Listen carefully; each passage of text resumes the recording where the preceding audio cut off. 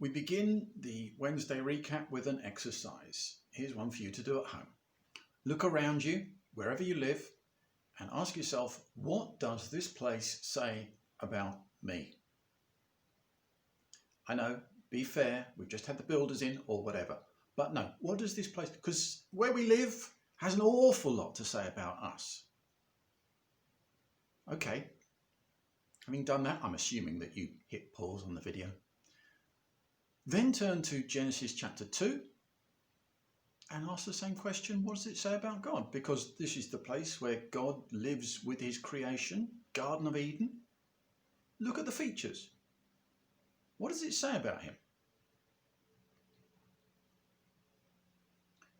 Done that? You should have lots of little things scattered. Put them down, pencil and paper, you know. The things that you noticed. And then, because, I mean, you've got to be fair here. You know, our homes say different things about us at different times. Well, is it the same with God? Turn on to Revelation.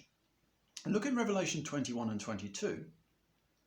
And wherever you see a feature that you noticed in the original in Genesis chapter 2, put a little ring round it. Use your coloured pencils. Get all creative. Anyway. So you'll be noticing things. You'll be thinking, oh, look, you know, there's a wedding. Just like, oh, right. Oh, look, it's pleasing to the eye. Good for food. Look, there's fruitfulness. There's abundance. There's the water of life. Oh, look, it's the same place.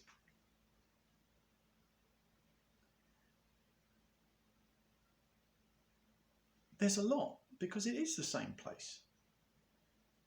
You'll find the same focus on the impact of this place, life-giving impact of this place on the world around.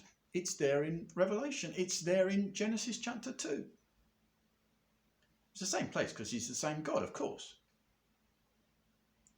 And when you look, you realise that this picture of an ordered, fruitful, beautiful garden with amazing relationships of unity and delight in there, you know, it isn't just that it pops up again as a big surprise at the end of the Bible. It actually never went away. You know, test that. Go to Ezekiel chapter 47, verses 1 to 12. Oh, look. Now, that passage in Ezekiel comes at the end of a great vision of the temple, and that's another clue. That should send us, again, it should send us to, you know, those passages that we tend to skip because they're a bit boring and repetitive. Passages like in Exodus chapter 26 and onwards from there, because these are chapters, they're not verses, talking about how the tabernacle is meant to be made.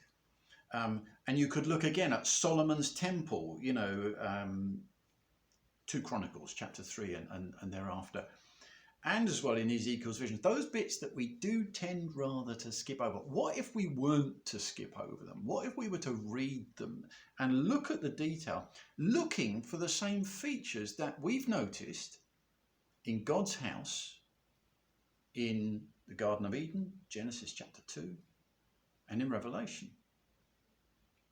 We'd find a lot of these features are represented, maybe in different ways. Maybe instead of a man and women, it's a man and a woman, it's priests in the temple, in the tabernacle. But nonetheless, the same roles, the same representatives, the same focus on dignity and honour growing within God's house. Interesting. I think we would conclude after a very short while that there is this unbreakable chain stretching from Genesis chapter 2 through to Revelation. In the process, we'd learn too that God knows what's beautiful and he tells us what's beautiful. He's not looking for his people's expertise in interior design. He's looking for their obedience. Make it just according to the pattern that you're given, Moses. And you learn also that he in every way provides his people with the means to construct the sanctuary, the tabernacle, the temple. And that's not just filling someone like Bezalel with the Holy Spirit simply so that he can be the craftsman that he needs to be. It's also making sure that his people walk out of slavery in Egypt carrying enough dugong hides under their arms to be able to put the tabernacle together. And we need to know that God provides the means to build his house. Because the question this all begs is, where's the Garden of Eden now? Where's it being represented today?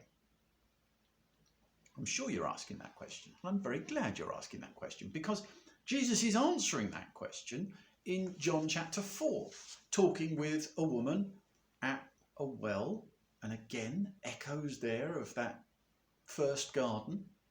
And he's talking with her, and here's what he says in John chapter 4. She says, "Our fathers worshipped on this mountain, but you Jews claim that the place where we must worship is in Jerusalem." And Jesus says this, "A time is coming and has now come when the true worshippers will worship the Father in spirit and truth, for they are the kind of worshippers the Father seeks. God is spirit, and his worshippers must worship in spirit and in truth."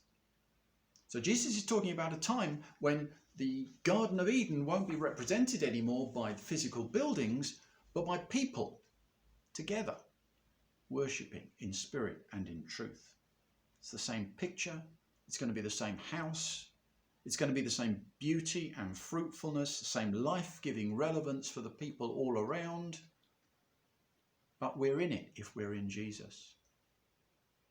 And this fact helps us to understand an awful lot of what the Apostle Paul says in his letters.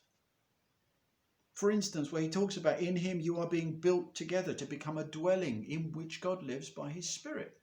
He's thinking about the garden.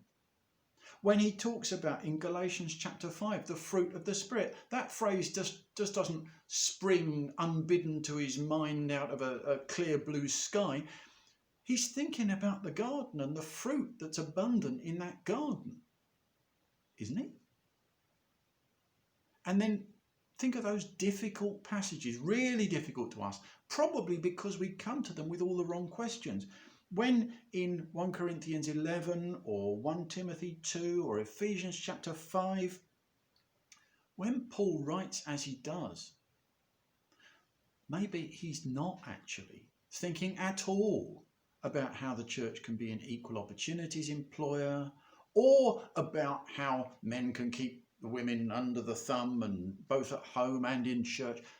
Don't think he's thinking about either of those.